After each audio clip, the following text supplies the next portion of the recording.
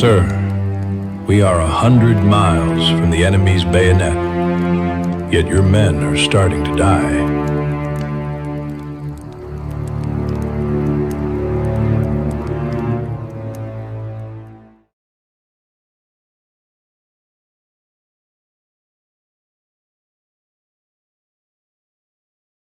They were headed to Arkansas to fight a Yankee invasion. Their battles started long before they arrived. Texas had joined the Confederacy in March of 1861. Months later, the 13th Texas Cavalry was organized, made up of men from several East Texas counties. Their commander was John H. Burnett. In early July of 1862, 10 companies of the 13th left for Little Rock. Joining them would be 5 companies of R.S. Gould's 6th Texas Battalion. From Gilmer, Texas to Linden, they pushed eastward toward the Arkansas state line. 1,300 mounted Texans, a train of men, horses, and wagons loaded with supplies. The wagon trails are long since covered in concrete and asphalt. But the same sun remains hot, the moon is still bright, and the stars have the same names. On July 7th, the 13th crossed the state line and set up their first camp near Spring Bank, where the Sulphur River empties into the larger Red. This camp became known as Camp Blair, named after Sergeant Major Riley J. Blair. These men had just left their home state of Texas. Some were adventurous, some were rugged, some were rowdy, some were men of faith, but all shared one attribute, a touch of rebellion, mingled with a will to defend their newly formed Confederate States of America. The men at Blair were many, many miles from Union forces, but a slow and lethal enemy had entered the camp. Over the course of the next several days, the 13th would make their way across the river and into the rich farmland of the valley below. The Springbank Ferry had been owned and operated by the Blanton family since 1836. Crossing on the ferry would be a slow process for a large army. The train had slowed down.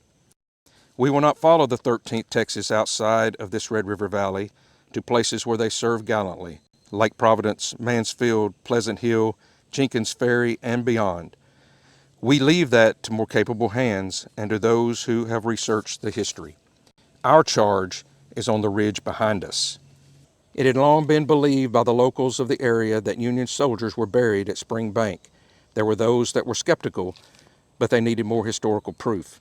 Everyone should have a copy of this in their library. Thomas Reed diligently researched the history of the 13th Texas, and in so doing brought out the truth of Blair and who was buried there. Over time, the J.B. Burton camp of the Sons of Confederate Veterans began to document and organize all the information. The documents were sent to the VA, who issued the approval of 29 headstones. All the plans of any memorial have hinged on property rights, and acquiring those rights through either long-term lease agreements or purchases. Blair would be no exception to this rule. Mr. Harold Hollingshead of Bent, Louisiana, owned the property, which sits in a peculiar triangle with roads surrounding it. He owns other property close by. The triangle is 2 acres, more or less. The J.B. Burton camp needed an acre. Mr. Hollingshead was willing to sell at the fair market price for an acre of land in Arkansas.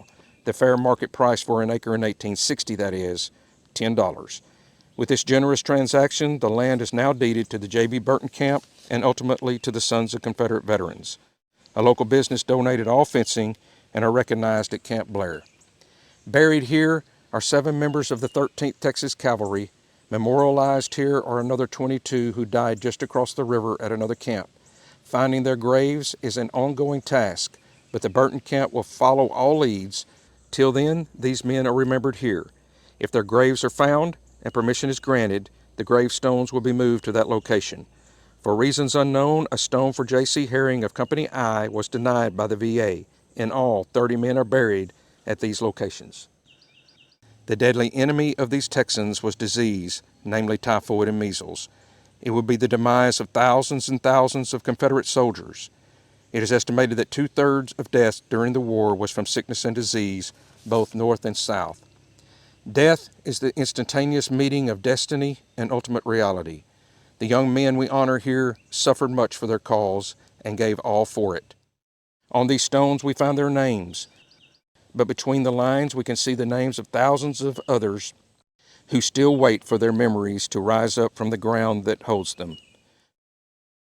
May God grant the sons of Confederate veterans grace, persistence, and determination as we seek to find and honor our Confederate soldiers. At Camp Blair, in honor of the 13th Texas Cavalry, we have one more thing to do.